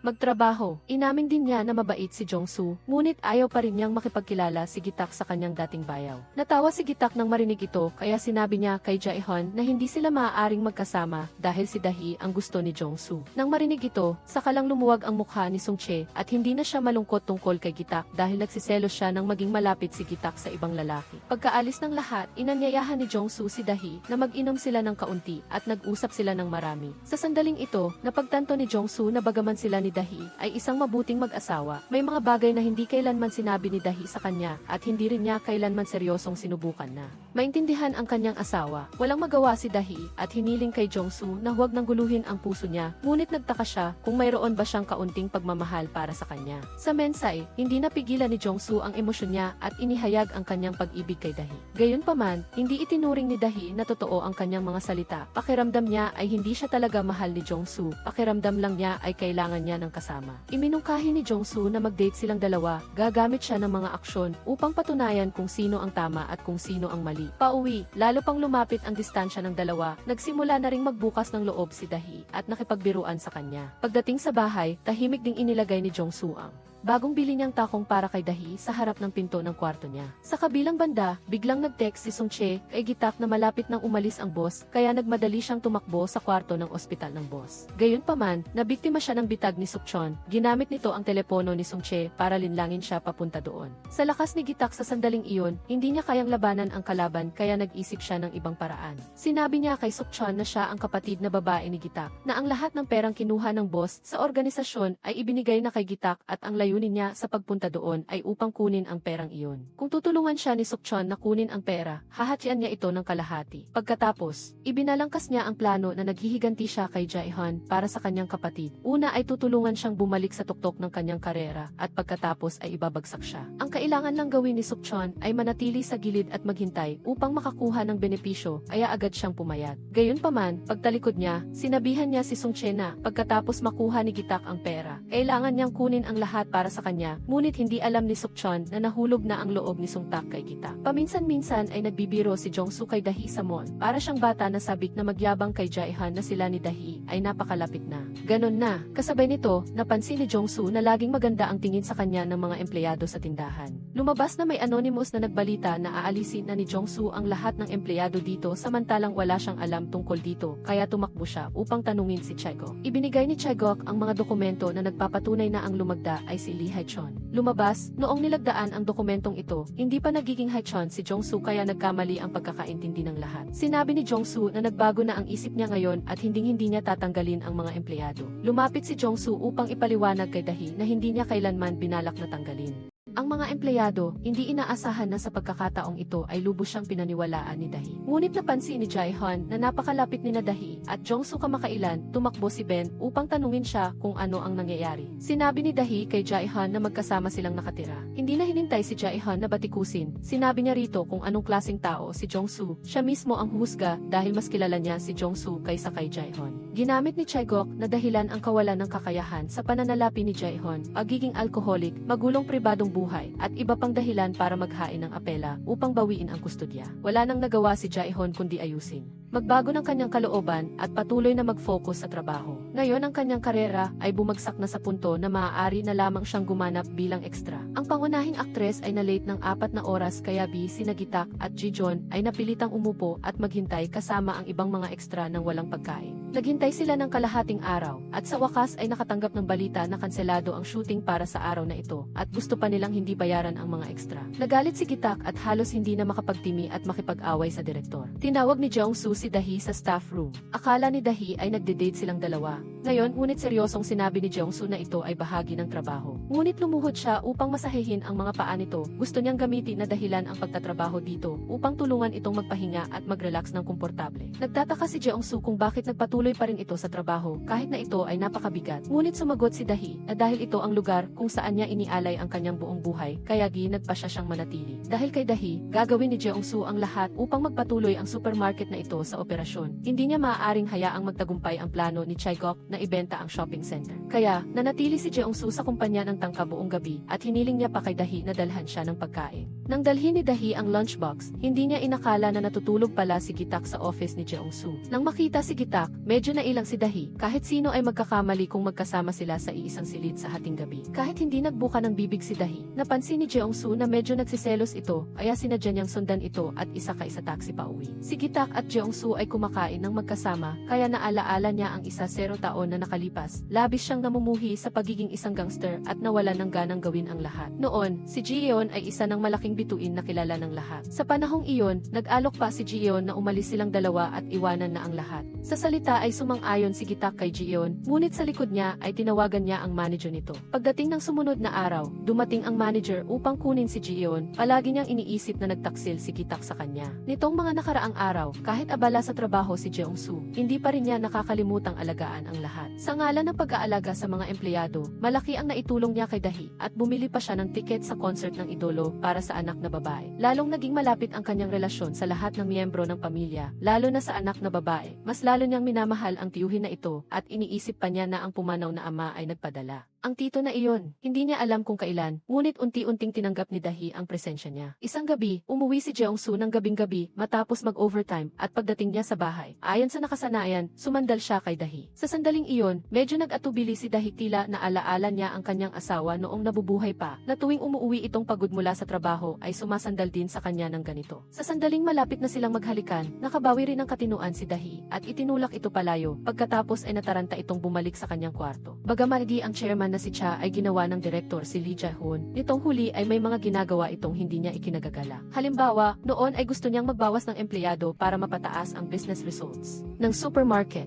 Ngunit nitong huli ay labis siyang namumuhunan sa benepisyo ng empleyado. Ginawa pa niyang regular na empleyado ang mga contract workers na hindi nakapagpataas ng work efficiency. Nagdala pa ito ng malaking gastos sa kumpanya. Gayunpaman, maagang naghanda si Jongsu para dito. Gumawa siya ng isang plan na ang nilalaman ay bawasan ang mga maluhong gastos, bawasan ang mga gastusin para sa senior leaders upang mamuhunan sa benepisyo ng empleyado at pataasin ang kalidad ng serbisyo. Sinabi rin ni Jongsu na kung gusto niyang buhayin ang tindahan, kailangan niya ng mas matapang at bagong paraan ng pagnenegosyo. Iyon ay ang imbitahan si Jijon bilang modelo ng tindahan. Naniniwala siya na kung babaguhin ang mga chismis tungkol sa hindi magandang buhay mag-asawa ni Jae-guk at Jijon upang maging mas positibo, makakaakit ito ng malaking bilang ng mga mamimili sa tindahan. Siyempre, hindi sumang-ayon si Jae-guk sa planong ito, ngunit sumang-ayon ang chairman dahil gusto rin niya na magkaayos ang relasyon ng mag-asawa. Nakita ni Sung-chae ang litrato ni Gitak noong bata pa siya na may kasamang nakababatang kapatid na lalaki, kaya naghinala siya na hindi kapatid na babae ni Gitak ang babaeng ito. Napilitan lamang si Gitak na ipaliwanag na nagpa-full face surgery siya, kaya malaki ang pagbabago. Nag-iba at inutusan itong huwag sabihin kay Jijon. Pagkatapos nito ay ikinuwento niya ito kay Jeong-soo na mayroon siyang nakababatang kapatid na lalaki, ngunit matagal na silang hindi nagkikita. Ang nakaraan ni Gitak ay iniimbestigahan din ni Jae-hon. Sa kanyang notebook ay mailarawan ng nakababatang kapatid ni Gitak noong bata pa ito. Agad-agad, personal na dinala ni Jeong-soo ang kontrata upang imbitahan si Jijon bilang modelo ng department store. Ngunit tumanggi si Jijon, bakit siya magiging representative ng isang tindahan na malapit ng bumagsak. Labis na sumasakit ang ulo ni Gitak dahil dito. Napakahirap niyang tulungan si Jijon na makahanap ng trabaho tapos choosy pa ito. Ilang salita lang ang nasabi. Nag-away na silang dalawa, umalis pa si Gitak sa bahay at nakitira kay Jeong-soo. Sa panahong ito, nakikitira rin si Jeong-soo kay Dahi, ngunit natural lang silang umupo at uminom ng alak at hinila pa si Dahi upang sumali. Hindi inaasahan, nang malasing si Dahi, ay bumulong-bulong siya ng mag-isa na talagang kamukha ni Jeong-soo ang kanyang pumanaw na asawa. Nakalulungkot, lasing na si Jeong-soo at nakatulog kaya wala siyang narinig. Matapos malasing, natulog na silang dalawa pagkatapos magbanyo. Ayon sa nakasanayan ay pumasok si Jeong-soo sa kwarto ni Dahi at humiga sa kama. Pagkatapos ng ilang sandali, nagising si Jeong-soo at napansin niyang mali ang napasukan niyang kwarto, ngunit humiga lang siya at tinitigan ang mukha ni Dahi na mahimbing na natutulog. Gayunpaman, ang tahimik na tagpong iyon ay mabilis na sinira ng anak na si Hana. Pumasok siya sa kwarto ng ina at nang makita si Jeong-soo na nakahiga sa tabi ng kanyang ina ay nagbago ang kanyang reaksyon. Hindi makapagpaliwanag si Jeong-soo. Agad na nakipagkasundo ang matalino at mapaglarong bata kay Jeong-soo. Tutulungan niya itong itago ang bagay na ito at kapalit ay ibibigay nito ang kanyang phone number. Si Gitak na umalis sa bahay ay hinahanap ni Ji-eon sa lahat ng dako, ngunit hindi niya ito nakita, ngunit hindi siya nag-alala. Dahil mayroon siyang isang paraan, iyon ay ang magpadala ng mensahe na nagsasabing pumapayag siyang lumagda sa kontrata. Kinabukasan, pumunta si Ji-eon sa department store at sinalubong tulad ng isang A-list star. Kinuha niya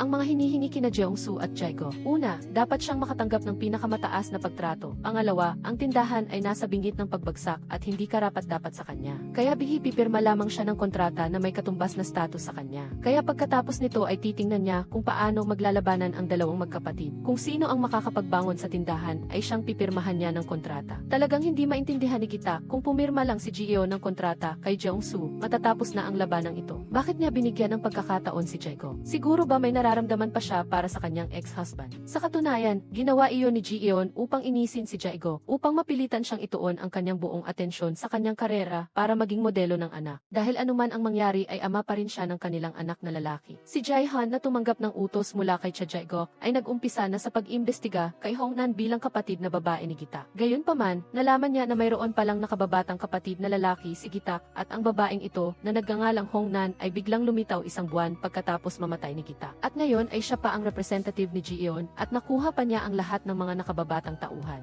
Mukhang hindi siya simpleng babae kaya naging target siya ni Jae-hon. Si Sok-chon na hindi na pinagkakatiwalaan ni Jae-guk ay agad na nagulat kay Gitak tungkol sa iniimbestigahan niya. Ngunit siya pa lamang. Nang marinig pa lang niya ang balita, dumating na si Jae-hon sa restaurant upang hanapin siya. Gusto niyang patunayan na hindi siya ang tunay na kapatid na babae ni Gitak. Nang makita ni Sung-chae ang hitsura ni Jae-hon ay tila pamilyar ito. Bigla niyang naalaala na ito pala ang kasama ni Dahi isang gabi sa restaurant. Nagpanggap si Jae-hon na alam niya na mayroon lang nakababatang kapatid na lalaki si Gitak at wala itong kapatid na babae upang tingnan ang reaksyon ni Gitak. Napilitang nahihiyang sinabi ni Gitak sa kanya, walang nakababatang kapatid na lalaki si Gitak kundi isang nakababatang kapatid na babae lang. Ang kaibahan lang ay, dati siyang may hitsura na medyo panlalaki at gusto rin niyang magboxing kaya mukha siyang eksaktong lalaki. Hindi sinasadyang narinig din ni Sung-chae ang salitang ito. Naalaala niya ang larawan na pinulot niya. Noong nakaraan kaya pumunta siya upang sabihin kay Sok-chon na si Hong-nan ay kapatid ni Gitak. Agad na sinabi ni Sok-chon kay Jae-guk ang bagay na ito na umaasa sa isang awayan upang mapanood niya. Sinabi rin niya kay Jae-guk na si Jae-hon ay nasa dating bahay ni Gitak at sinindihan niya ito. Nang malaman ni Jae-guk na si Jae-hon ay nasa bahay ni Gitak Gitak ay agad siyang nagalit. Nang walang tao sa bahay, pumasok siya at nakita ang maraming larawan ni Jaehon.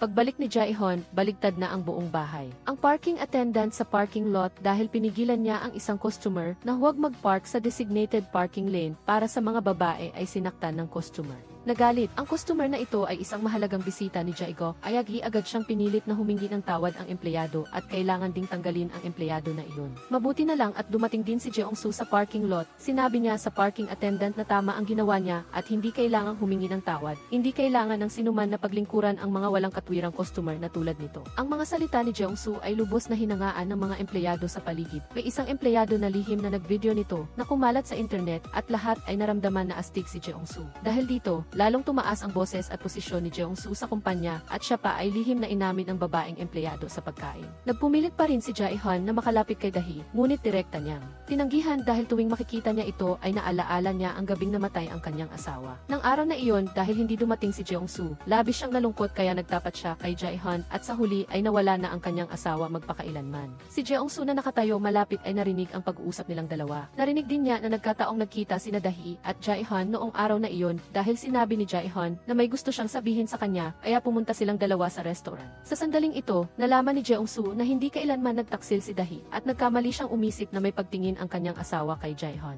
Malapit na ang oras ng pagtatapos ng trabaho, ginamit ni Jeong-soo ang loudspeaker upang ipahayag sa mga empleyado sa tindahan ngayon ay araw ng pamilya, lahat ng empleyado sa supermarket ay pinalabas ng mas maaga ng isang oras. Inisip ng lahat ng empleyado na ito ay biro lang ngunit hindi nila inakala na pagdating ng oras, namatay ang lahat ng ilaw sa shopping center at masayang naghanda ang lahat na umuwi. Samantala, naghanda si Jeong-soo ng isang romantikong date para kay Dahi at tinulungan siyang magpalit ng magandang evening gown. Pag-uwi nila, napakaganda ng dekorasyon ng buong garden sa bahay. Naghanda si Jeong-soo ng isang mainit na salu-salo kasama ang pamilya. Bagamat maraming hindi inaasahang pangyayari ang naganap sa party, masaya at maligaya ang lahat na magkakasama. Samantala, upang patunayan na si Hongnan ay isang impostor, tumawag si Jae-hon sa kanyang bahay. Kinuha niya ang isang pares ng boxing gloves. Nakatitiyak siyang peke ang Hongnan na ito dahil alam niya kung sino ang kapatid na babae ni Gitak. Nang marinig ito, natigilan si Gitak, dali-dali niyang tinanong si Jae-hon kung sino iyon. Matapos malaman ang sagot, dali-daling tumakbo si Gitak upang hanapin ang kanyang babae. Lumabas na, ang kanyang kapatid na babae ay laging nandito at malapit na sa kanyang mga mata, iyon ay si Dahi. Dali-daling tumakbo si Gitak sa bahay ni Dahi at nakita niya na nagpa-party ito kasama ang kanyang pamilya. Nang makita niya ang masaya nitong hitsura, hindi niya napigilan ang pagluha. Sinabi rin ni Gitak ang totoo kay Jeong-soo na si Dahi ay kanyang kapatid at inutusan niya itong tawagin siyang bayaw mula ngayon. Sa ngayon, si Gitak ay naiintindihan na rin kung bakit siya bumalik sa mundong ito sa katawan ng isang babae. Ngunit itatago ni Dahi ang kanyang mga luha, babalik siya sa normal at makikiparty rin sa kanilang pamilya. Naalaala ni Gitak na noong namatay ang kanilang mga magulang, dahil ayaw niyang magdusa ang kanyang kapatid na babae kung susundan siya nito, nagpasya siyang ilagay si Dahi sa isang bagong pamilya. Samantala, dahil sa isang aksidente noong bata pa, malaking bahagi ng nakaraan niya ang nakalimutan ni Dahi. Naalaala lang niya na mayroon siyang ama at kuya, ngunit pagkatapos ay inampon siya ng ibang pamilya. Nakipagkita si Jeong-soo kay Joo-hok at tinanong kung bakit alam ni Jae-hon ang nakaraan ni kanyang sarili. Ikinuwento ni Jae-hon na noong gabing iyon ay plinano niyang sabihin kay Dahi ang tungkol sa kuya niyang may-ari ng restaurant. Gayunpaman ay hindi na niya ito nasabi dahil matagal na itong nawala ng asawa at ng kuya na hindi niya na muling nakita. Labis na nagpasalamat si Jeong-soo nang tumulong si Jae-hon kay Dahi at nagmakaawa siyang huwag sabihin ang totoo kay Dahi, baka masaktan pa itong muli. Matapos malaman ang pagkatao ni Gitak, agad na nagalit si Jeong-soo at sinumbatan ito kung bakit niya iniwan si Dahi noong bata pa ito. Nag-away silang dalawa na parang mga bata hanggang sa dumating si Song-che upang awatin sila at pagkatapos ay pinasa niya si Gitak pauwi.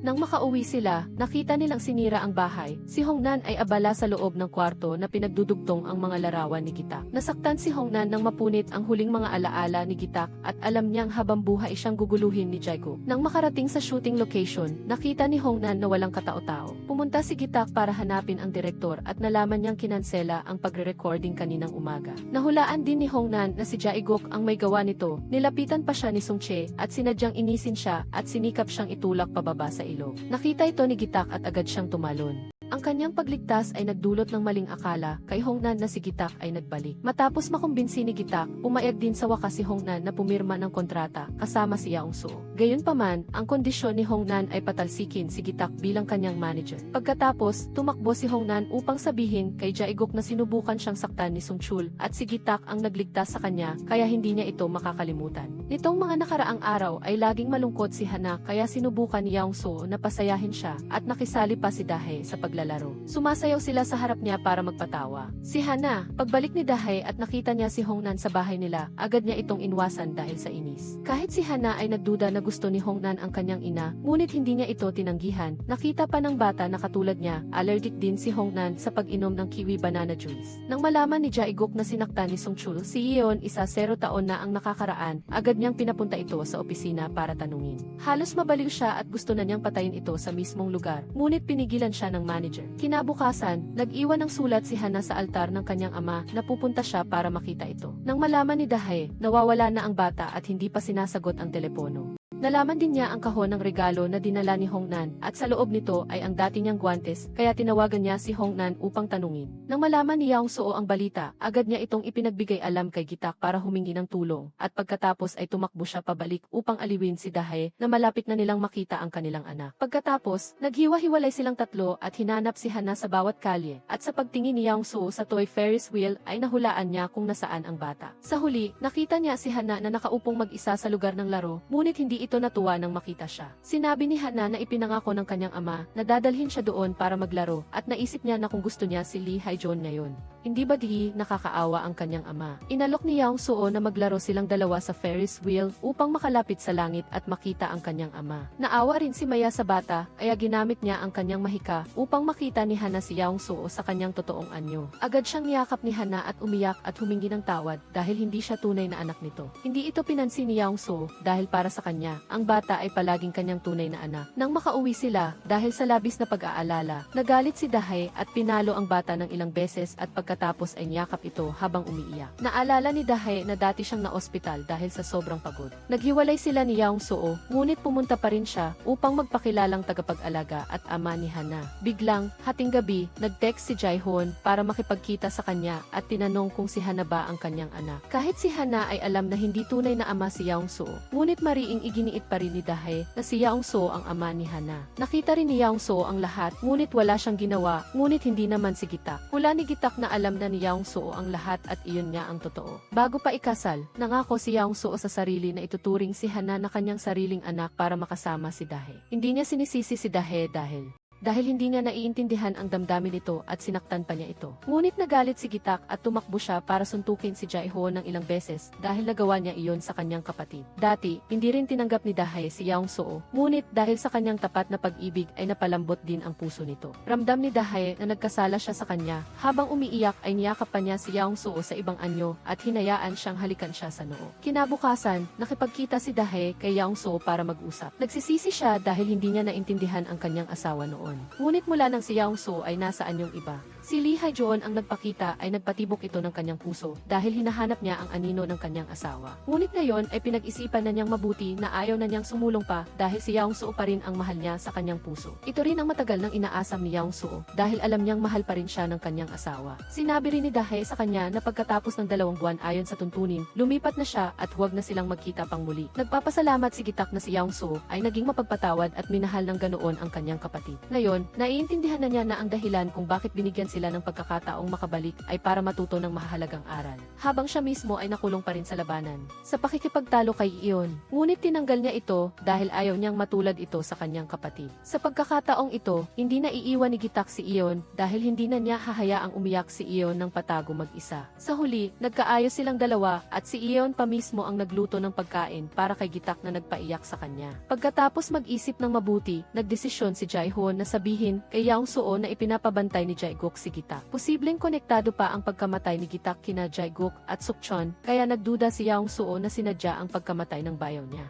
At isa lang itong aksidente. Sa kabilang banda, gising na ang Big Boss at nagdududa siyang kasali si Sukchon sa pagpatay kay Gitak. Dati, nagduda na rin siya na magtataksil si Sukchon at ang pera na pinatago niya ay alam lang nila ng kanyang kapatid. Kaya sinabi niya kay Sung-che na tawagan si Gitak. Gusto niyang bawiin ni Gitak ang pera at ituring itong huling regalo niya sa kanyang junior. Gayunpaman, nalaman ni Sukchon na gising na ang kanyang Big Boss kaya pumunta siya sa ospital at ginamit ang banta ng kamatayan para ipagtapat ng Big Boss kung nasaan ang pera. Inamin din ni Sukchon na siya ang nagdulot ng aksidente ni Gitak dahil mas mahal ka ni boss kaysa sa kanya. At ngayon, sinadya niyang itulak ang wheelchair ni boss pababa ng hagdanan. Nang malaman ito ni Sungche, patay na rin si boss. Natatakot siyang saktan pa ni Sukchon si Gitak kaya nagmamadali siyang pumunta sa bahay ni Dahi para makita siya. Natuklasan din ni Sukchon na ang susi para kunin ang pera ay palaging nakatago sa lapida ng nanay ni Gitak. Nang malaman ni na Jeongsu at Jiseon na biglang nawala si Gitak, ang una nilang reaksyon ay puntahan si Jaegok para hanapin siya dahil siya lang ang gustong saktan si Gitak. Umiyak pa si Jiseon at nagmakaawa kay Jaegok. Tinanong kung ano ang dapat gawin para pakawalan niya si Hongnan.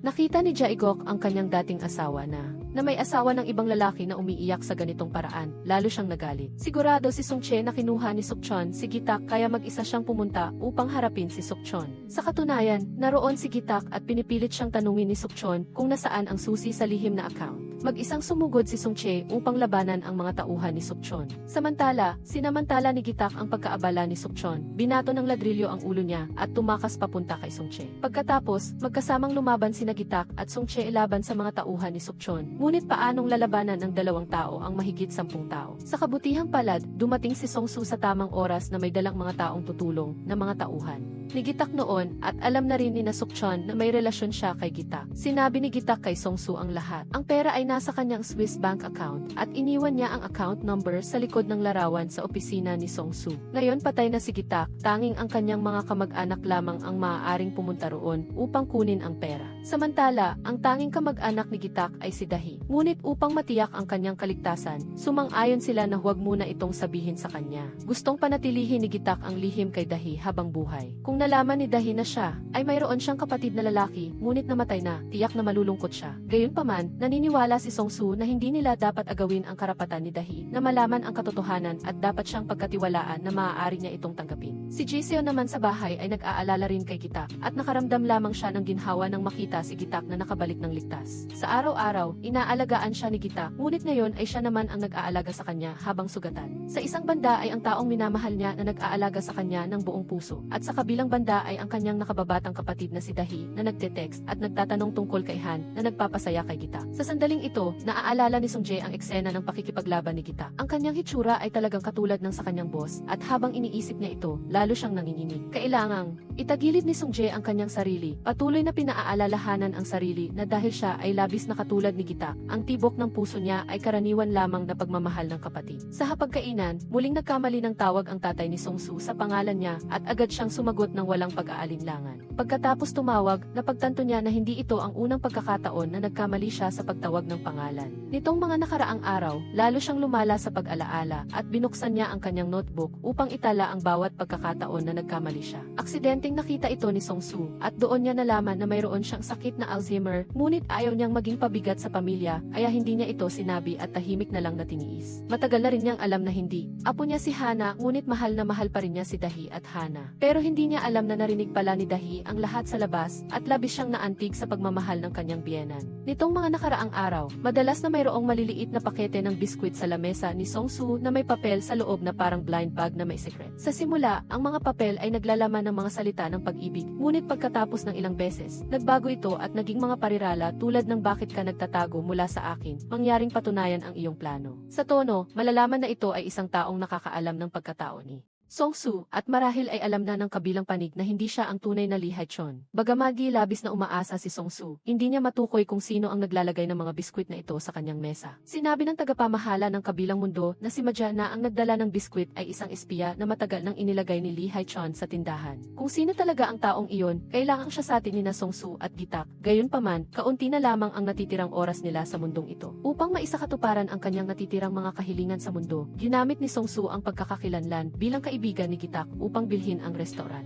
Ang mga dating tauhan ay bumalik din sa restoran upang magtrabaho. Lahat ay nagdiriwang dahil nabawi nila ang restoran at ang eksena ay napakaingay na maging ang tagapamahala ng kabilang mundo ay naantig. Gayunpaman, bago pa man magtagal ang kasiyahan, si Gitak ay biglang naging isang masungit na boss at pinilit ang kanyang mga tauhan na magtrabaho ng husto na nagpatawa kay Jiseon. Sa mga sumunod na araw, gustong ilaan ni Songsu ang lahat para sa kanyang pamilya, mula kay Hana hanggang sa kanyang ama. Patuloy din na nagbigay ng maraming tagubilin si Gitak kay Giseon. Umaasa siyang makakalimutan niya si Gitak at ang nakaraan at subukan niyang mamuhay para sa kanyang sarili at maghanap ng isang taong talagang magiging mabuti sa kanya. Habang nakikinig si Giseon, lalo niyang naramdaman na ang taong nagmamahal sa kanya ng buong puso tulad ng sinabi ni Gitak ay hindi ang taong nasa harap niya, mas mabuti pa na magkasama na lang silang dalawa. Labis na naantig si Gitak nang marinig ito dahil ang mamuhay ng normal kasama si Giseon ay palaging pangarap niya. Sa kabilang banda, napansin ni Song-soo na may naghulog na naman ang biskwit sa kanyang silid at dali-dali siyang tumakbo palabas upang hanapin kung sino ang may kagagawan. Bigla, may isang batang babae na nagbigay sa kanya ng isang piraso ng papel na nagsasabing gusto mo ba akong bisitahin.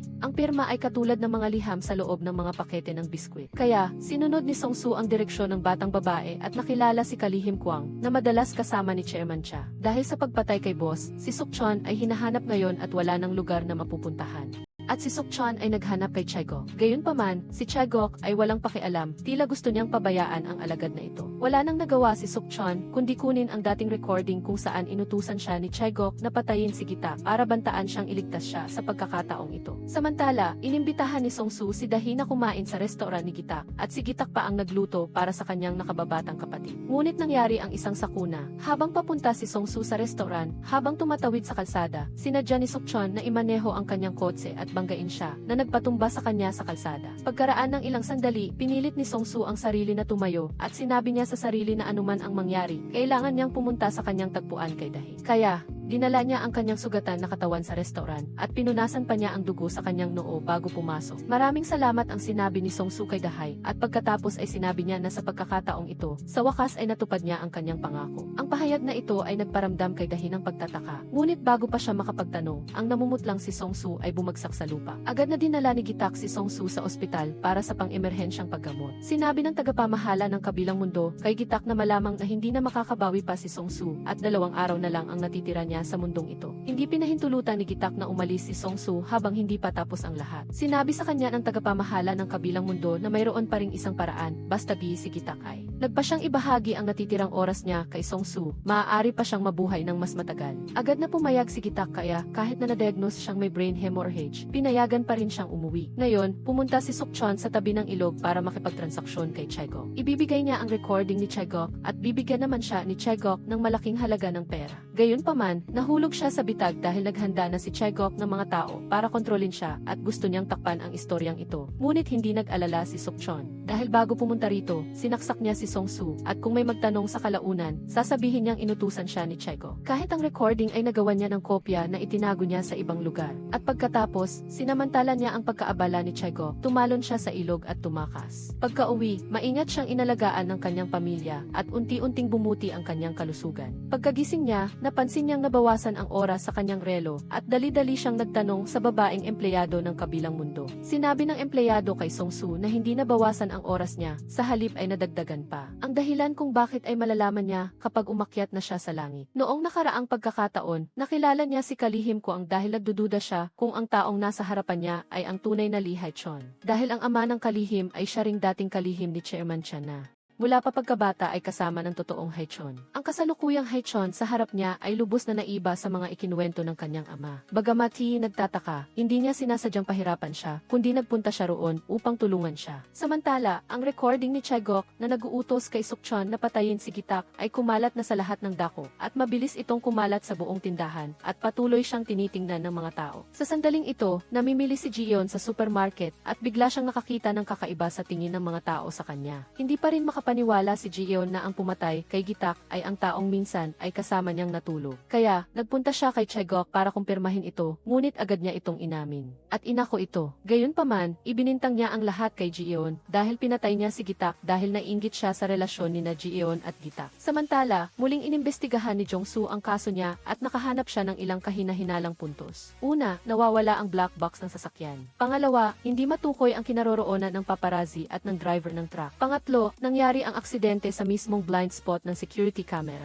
Hindi maaaring nagkataon lang ang napakaraming bagay na ito, ngunit matagal na ang nakalipas at hindi niya alam kung saan magsisimula ng investigasyon. Naalala ni Gitak na habang hinahabol niya ang reporter, dinaya siya sa isang bitag na inihanda na noon na nagpaikot sa kanyang sasakyan. Matapos bumaliktad ang sasakyan, buhay pa siya. Sa sandaling iyon, isang truck ang sumalpok sa kanya at iyon ang naging nakamamatay na hampas. Pagdating niya sa kabilang mundo, may sigarilyo siya sa kamay, ngunit matagal na siyang hindi naninigarilyo, kaya tiyak na gawa ito ni Sukchon. Ang totoo, noong panahong iyon, binayaran ni Sukchon ang paparazzi at ang driver ng truck para patayin si Gitak. Matapos makuha ang larawan ni Gitak at Jeon na magkayakap, ipinadala niya ito kay Chegok. Sinadyang galitin si Chegok at pagkatapos ay nirecord niya ang galit na utos ni Chegok na patayin si Gitak. Sa katunayan, nang utusan ni Chegok na patayin si Gitak, napatay na siya ni Sukchon sa pamamagitan ng pagbangga ng kotse. Si Chegok ay pinagsamantalahan lamang ni Sukchon. Matapos kumpirmahin na patay na si Gitak, kinuha agad ni Sukchon ang black box ng sasakyan. Pagkatapos ay nagsindi ng sigarilyo at inilagay sa pagitan ng daliri ni Gitak at ginawa ang eksena na parang sunog upang sirain ang ebidensya. Napansin ni Jeong-soo na mas marami ang oras sa kanyang relo kaysa kay Gitak. Kasama ng sinabi ng babaeng empleyado ng kabilang mundo, alam na niya ang katotohanan na binawasan ni Gitak ang oras niya para sa kanya. Sa panig ng department store, biglang naganap ang isang sorpresang pagpupulong ng lupon. Sa pagpupulong, nagmungkahi si Jeong-soo na alisin si Chegok sa kanyang posisyon dahil sa mga kontrobersya kamakailan. Pagkatapos tulungan si Jeong-soo ni Kalihim Kwang, nakabili siya ng ilang shares mula rito at ngayon ay siya na ang pinakamalaking shareholder ng kumpanya. Kaya natural lang na may karapatan siyang magmungkahi nito. Sa botohan, si Chairman Cha ang unang nagtaas ng kamay bilang pagsang-ayon at pagkatapos ay sunod-sunod ding nagtaas ng kamay ang lahat. Sa huli, 100%